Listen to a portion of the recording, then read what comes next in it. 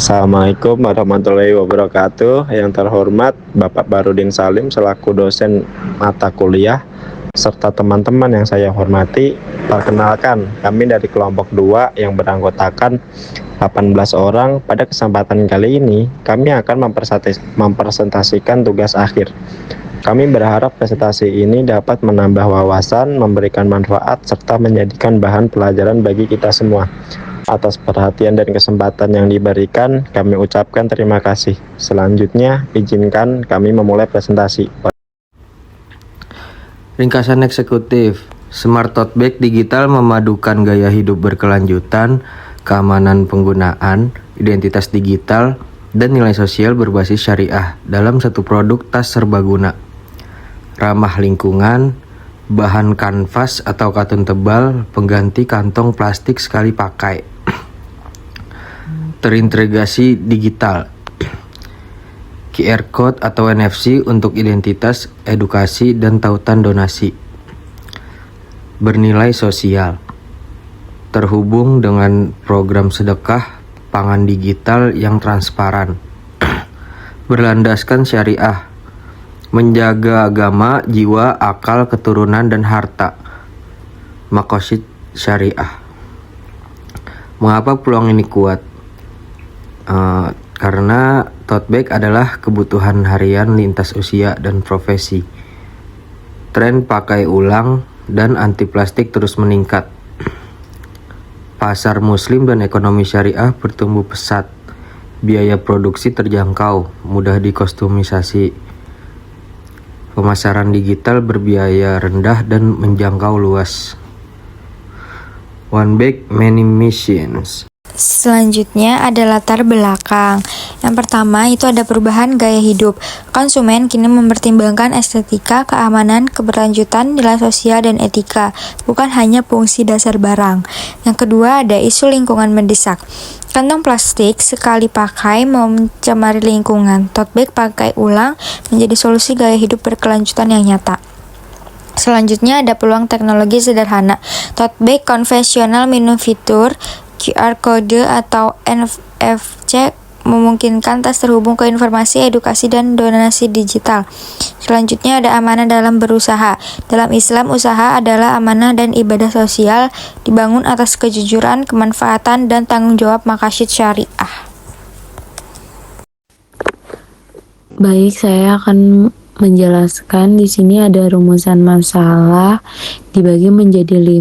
Yang pertama yaitu bagaimana merancang produk tote bag yang inovatif, fungsional, dan relevan dengan kebutuhan masyarakat modern. Yang kedua, bagaimana mengintegrasikan unsur digital ke dalam produk tote bag agar memiliki nilai tambah. Yang ketiga, bagaimana menerapkan nilai maqasid syariah dalam perencanaan dan operasional usaha. Yang keempat, bagaimana membangun sistem sedekah pangan digital yang terhubung dengan produk. Yang kelima, bagaimana menilai potensi pasar dan kelayakan usaha smart tote bag digital. Sekarang ke bagian tujuan dan manfaat kegiatan. Tujuannya menghasilkan rancangan usaha yang inovatif dan berdaya saing, mengembangkan produk ramah lingkungan untuk gaya hidup berkelanjutan, menerapkan nilai maqasid syariah dalam model bisnis, membangun mekanisme sedekah pangan digital yang transparan, menganalisis peluang pasar dan kelayakan usaha secara menyeluruh.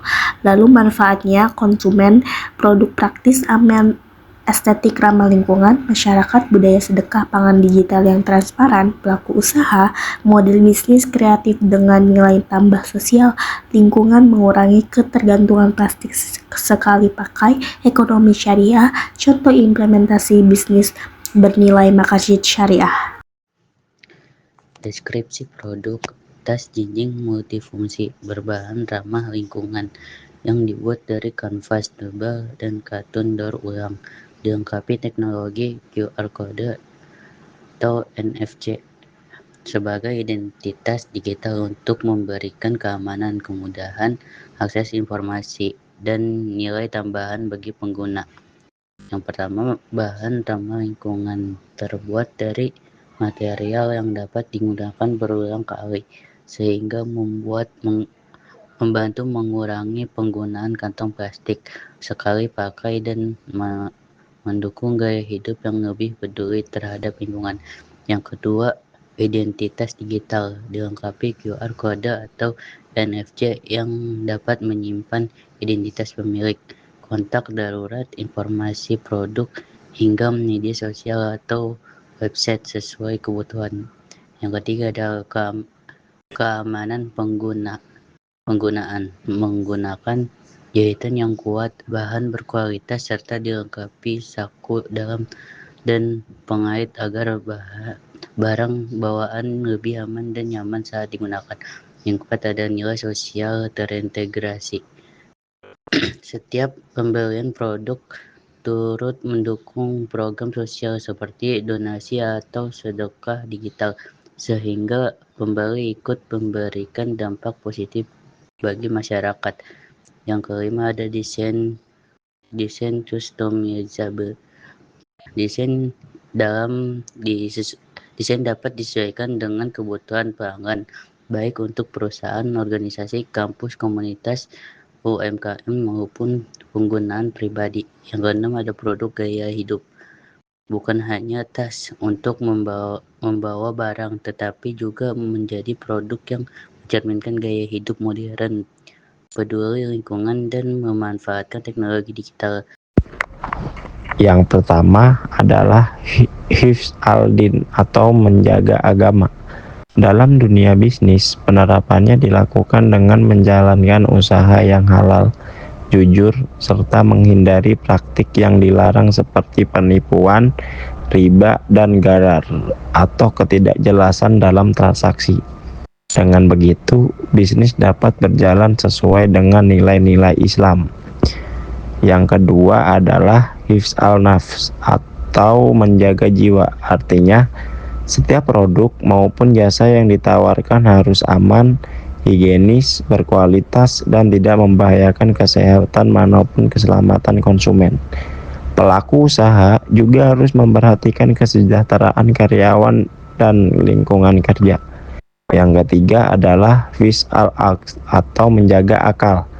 Hal ini diwujudkan dengan memberikan informasi yang benar-benar kepada konsumen, melakukan promosi yang jujur, serta memberikan edukasi sehingga masyarakat dapat mengambil keputusan dengan baik dan tidak mudah tertipu.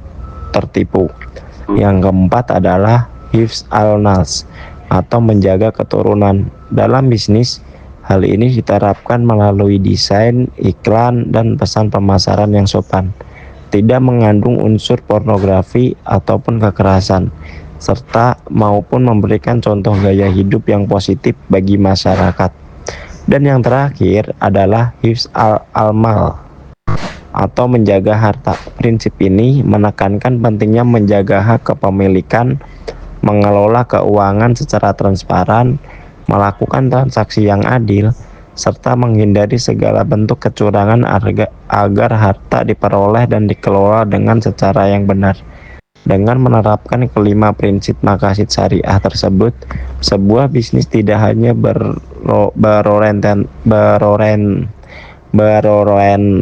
berorientasi pada keuntungan, tetapi juga mampu menciptakan kepercayaan, keberkahan, dan memberikan manfaat bagi masyarakat secara luas. Pada slide ini dijelaskan mekanisme sedekah pangan digital yang diterapkan pada Smart Tote Bag digital. Sistem ini dirancang agar proses sedekah menjadi lebih mudah, transparan, dan dapat dipantau oleh konsumen. Langkah pertama, konsumen membeli produk Smart Tote Bag digital. Setiap pembelian secara otomatis menyisihkan sebagian keuntungan untuk program sedekah pangan. Langkah kedua, pada label produk terdapat kode QR kode yang dapat dipindai menggunakan ponsel. QR kode ini menjadi akses menuju informasi digital terkait program sosial yang dijalankan. Langkah ketiga, setelah QR kode dipindai, konsumen akan diarahkan ke halaman digital yang berisi informasi produk. Tujuan program sedekah, laporan penyaluran, serta pilihan apabila konsumen ingin memberikan donasi tambahan secara sukarela.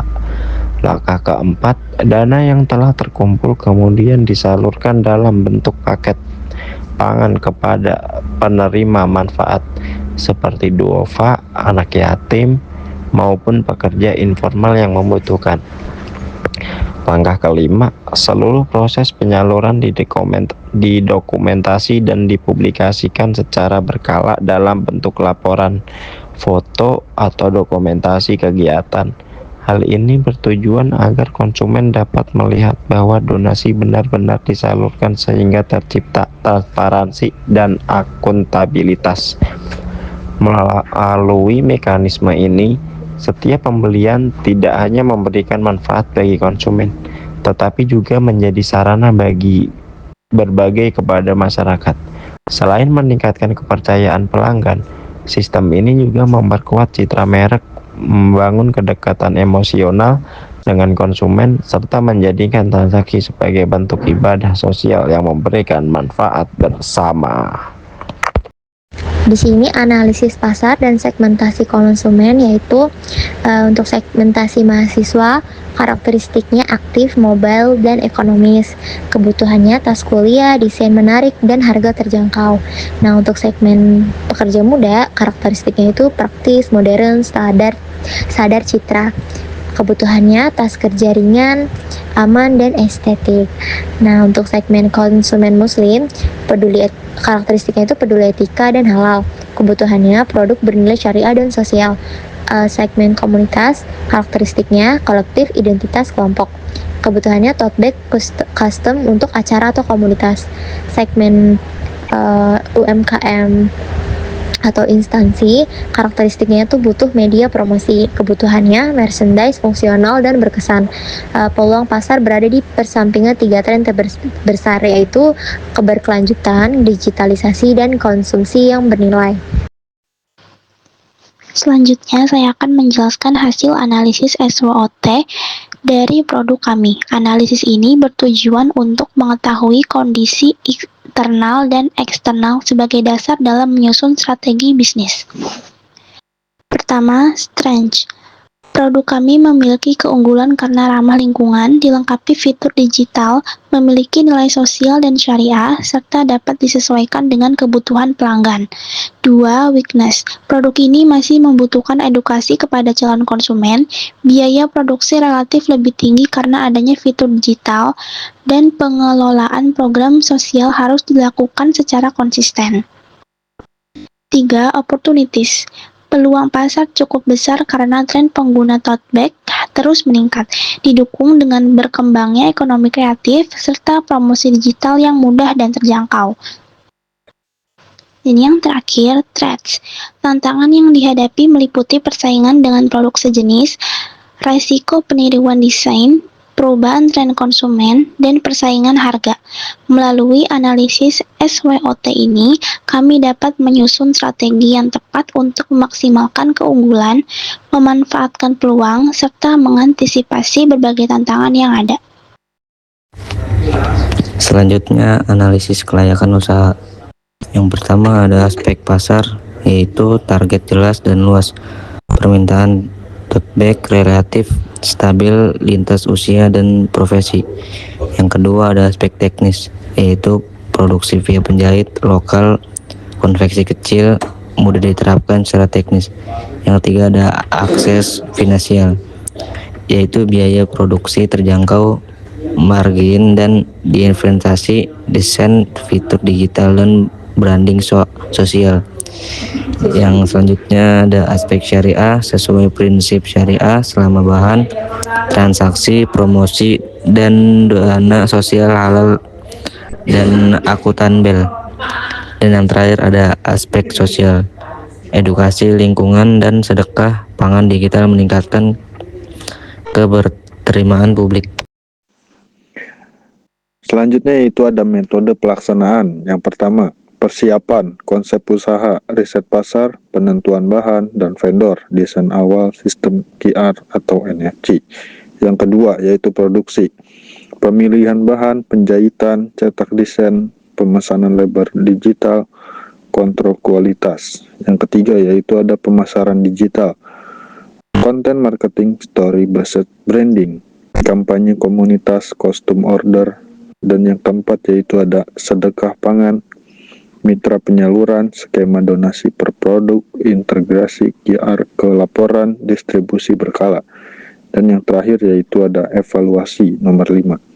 Kualitas produk, kepuasan konsumen, efektivitas promosi, dampak sosial, efisiensi biaya. Pada slide ini kami menjelaskan rencana anggaran biaya untuk memulai usaha Smart Tote Bag Digital dengan skala produksi awal sebanyak 50 unit. Berdasarkan perhitungan yang telah kami lakukan, total modal awal yang dibutuhkan adalah sebesar Rp2.050.000.